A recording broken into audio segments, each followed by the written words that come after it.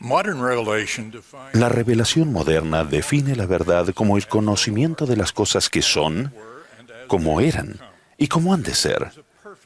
Esa es la definición perfecta para el plan de salvación y la familia, una proclamación para el mundo.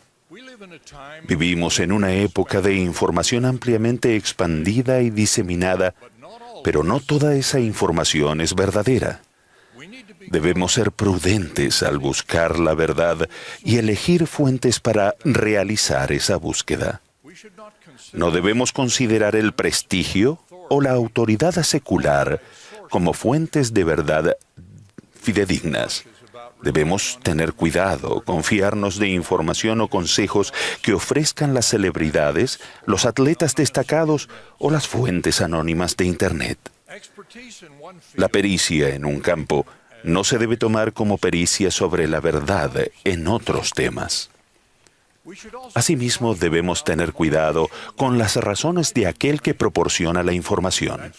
Es por eso que en las Escrituras se nos advierte contra la superchería. Si la fuente es anónima o desconocida, la información también puede ser sospechosa.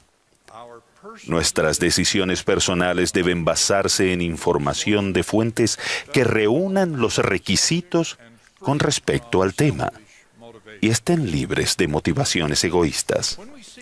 Cuando buscamos la verdad sobre la religión, debemos utilizar métodos espirituales apropiados para esa búsqueda. Por ejemplo, la oración, el testimonio del Espíritu Santo, el estudio de las Escrituras y de las palabras de los profetas actuales. Siempre me entristece oír a alguien que habla sobre la pérdida de la fe religiosa debido a las enseñanzas seculares. Aquellos que una vez tuvieron visión espiritual pueden sufrir ceguera espiritual que se han causado ellos mismos. Y como dijo el presidente Henry B. Eyring, su problema no reside en lo que creen que ven, sino en lo que no pueden ver. Los métodos de la ciencia nos llevan a lo que llamamos verdad científica, pero la verdad científica no es la totalidad de la vida. Aquellos que no aprenden por el estudio como por la fe, limitan su comprensión de la verdad a lo que pueden verificar por medios científicos. Eso pone límites artificiales en su búsqueda de la verdad.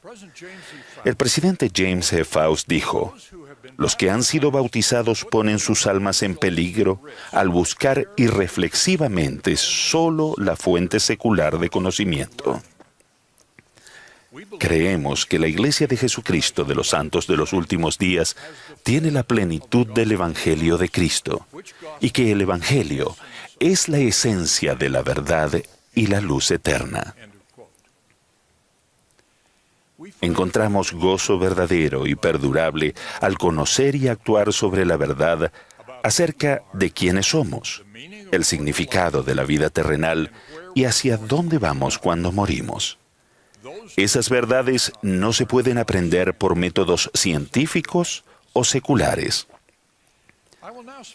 Ahora hablaré de las verdades restauradas del Evangelio que son fundamentales de la doctrina de la Iglesia de Jesucristo de los Santos de los Últimos Días. Por favor, consideren estas verdades con detenimiento, ya que explican mucho sobre nuestra doctrina y nuestras prácticas, quizá incluso algunas cosas que aún no se comprenden. Hay un Dios que es el Padre amoroso de los espíritus de todos los que han vivido o que vivirán.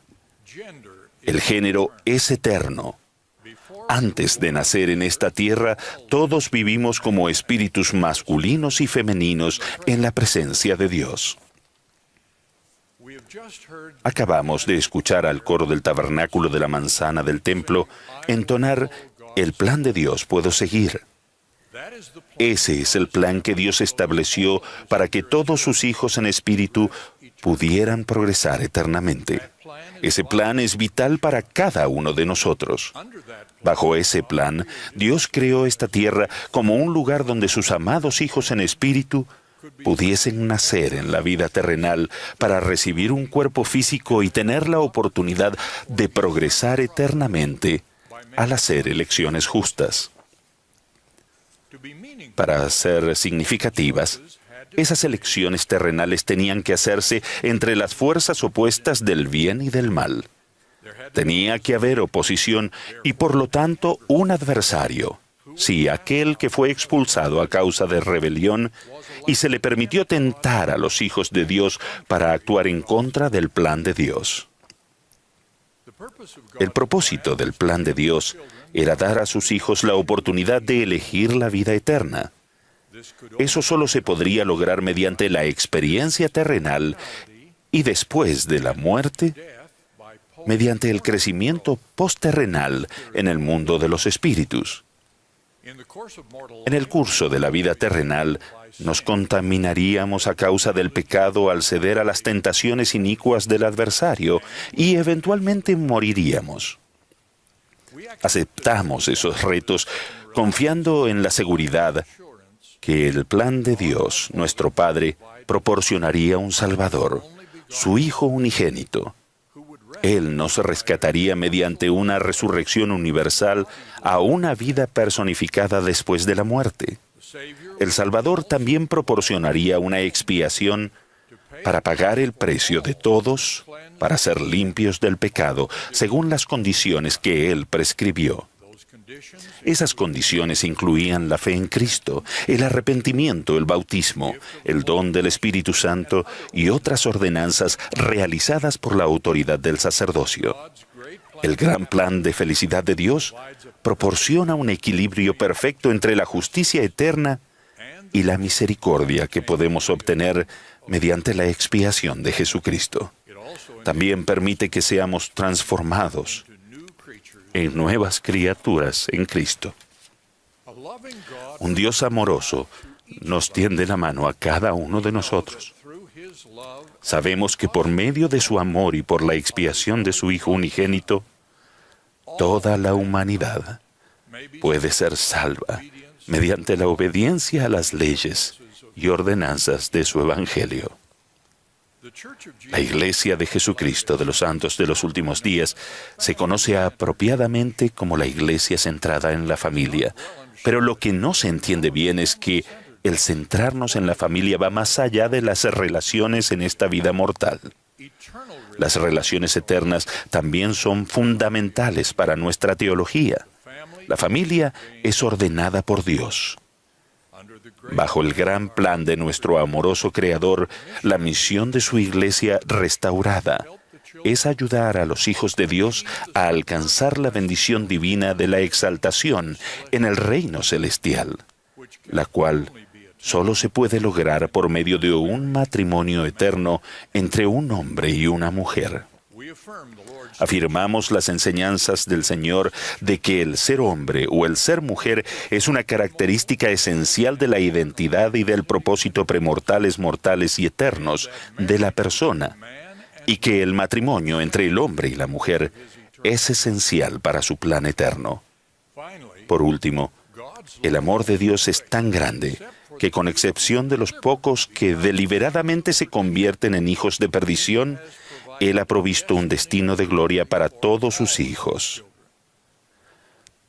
Todos sus hijos, incluyendo a quienes ya fallecieron. Realizamos ordenanzas por ellos como sus representantes en nuestros templos. El propósito de la Iglesia de Jesucristo es facultar a sus hijos para el más alto grado de gloria, que es la exaltación o la vida eterna. Para aquellos que no desean hacerlo o que no reúnen los requisitos, Dios ha provisto otros reinos, aunque menores, de gloria. Cualquier persona que entienda estas verdades eternas puede comprender por qué los miembros de la Iglesia de Jesucristo de los Santos de los Últimos Días pensamos como pensamos y hacemos lo que hacemos. Ahora mencionaré algunas aplicaciones de estas verdades eternas que solo se pueden comprender a la luz del plan de Dios. Primero, honramos el albedrío individual. La mayoría reconoce los grandes esfuerzos de la Iglesia restaurada por promover la libertad religiosa en los Estados Unidos y en todo el mundo. Esos esfuerzos no solo promueven nuestros propios intereses, sino que, de acuerdo con su plan, procuran ayudar a todos los hijos de Dios a disfrutar de la libertad de elección. Segundo, somos un pueblo misionero. A veces nos preguntan por qué enviamos misioneros a tantas naciones, incluso entre poblaciones cristianas. Recibimos la misma pregunta de por qué damos millones de dólares de ayuda humanitaria a personas que no son miembros de la Iglesia. ¿Y por qué no vinculamos esa ayuda a nuestros esfuerzos misionales? Hacemos esto porque estimamos a todos los seres mortales como hijos de Dios, nuestros hermanos y hermanas, y queremos compartir nuestra abundancia espiritual y material con todos. Tercero, para nosotros la vida mortal es sagrada. Nuestro compromiso con el plan de Dios requiere que nos opongamos al aborto y a la eutanasia. Cuarto, a algunas personas les preocupan algunas posturas de la Iglesia sobre el matrimonio y los hijos. Nuestro conocimiento del plan de salvación que Dios ha revelado requiere que nos opongamos a muchas de las actuales presiones sociales y legales, de retractarnos del matrimonio tradicional o de hacer cambios que confunden o alteran el género o mezclan las diferencias entre hombres y mujeres. Sabemos que las relaciones, identidades y funciones de los hombres y las mujeres son esenciales para lograr el gran plan de Dios. Quinto, también tenemos una clara perspectiva sobre los hijos. Consideramos que dar a luz y cuidar de los hijos es parte del plan de Dios y un feliz y sagrado deber de quienes tienen el poder de participar en él. En nuestra opinión, los máximos tesoros en la tierra y en el cielo son nuestros hijos y nuestra posteridad. Por lo tanto, debemos enseñar y luchar por principios y prácticas que brinden las mejores condiciones para el desarrollo y la felicidad de los hijos, de todos ellos. Y finalmente, somos hijos amados de un Padre Celestial que nos ha enseñado que la masculinidad y la feminidad, el matrimonio entre el hombre y la mujer y dar a luz y criar a los hijos son esenciales para su gran plan de felicidad. Nuestra postura con respecto a esos principios básicos a veces provoca oposición a la Iglesia y consideramos que eso es inevitable. La oposición es parte del plan y la oposición más vigorosa de Satanás, el adversario, se dirige a lo que es más importante para el plan de Dios. Él pretende destruir la obra de Dios. Sus métodos principales son desacreditar al Salvador y su autoridad divina, eliminar los efectos de la expiación de Jesucristo, desalentar el arrepentimiento, falsificar la revelación y contradecir la responsabilidad individual. También procura confundir el género, distorsionar el matrimonio y desalentar la maternidad, especialmente por parte de padres que crían hijos en la verdad. La obra del Señor avanza a pesar de la oposición organizada y constante que afrontamos.